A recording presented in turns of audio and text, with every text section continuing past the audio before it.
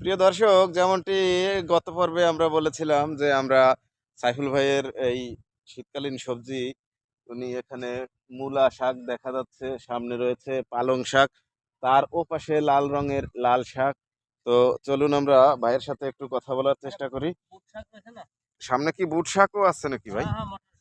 প্রিয় দর্শক, মটরশুটির যে শাক আপনারা খেয়ে থাকেন সেটিও রয়েছে। আমি খুব সাবধানে পা ফেলছি। ভাই, আপনি এইখানে কি কি ধরনের শীতকালীন সবজি আবাদ করেছেন আমাদেরকে একটু যদি জানান, দর্শকেরা জানতে চায়। আবাদ করছি পুঁট শাক, তারপরে মূলো শাক, পালং শাক, লাল শাক, ঘি কাঞ্চন, লাউ, কদু, এই করছি। আর পেছনে ওই যে আমরা দেখতে পাচ্ছি। ওগুলো ড্রাগনের বাগান। ও আচ্ছা।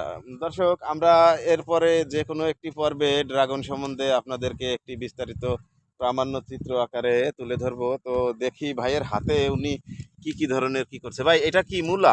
এটা মূলো শাক। এই মূলা এখন আপনি তুলে কি করবেন? এই বাজারে নেবেন নাকি? বিক্রি করব। প্রিয় দর্শক, আমরা যে ধরনের তাজা শাকসবজি খেয়ে থাকি, তো এইভাবেই কিন্তু জমি থেকে তুলে তুলে আমরা বাজারে বিক্রি করি। আপনারা খান, আমরাও কিনে খাই। তো ভাই, এই মূলা আপনার এখানে কতটুক পরিমাণে আবাদ করা না? এই জায়গা আছে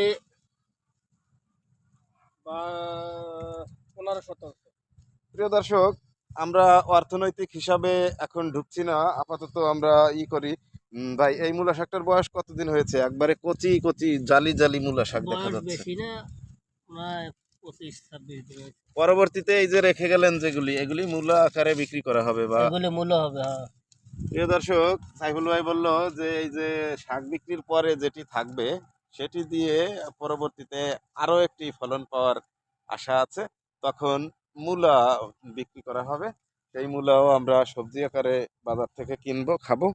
তা ঠিক আছে ভাই, আমরা এখন আরো একটি ব্যক্তিগত প্রশ্ন করি আপনাকে। এত সুন্দর শাক আপনি বানিয়েছেন, কি কি ধরনের সার দিয়েছেন ভাই, আমাদের একটু বলেন।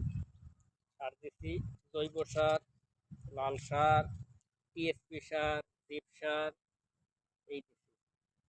প্রিয় দর্শক, অনেক ধরনের সার উনি ব্যবহার করেছে, বলবো না যে শুধু জৈব সার দেওয়া হয়েছে।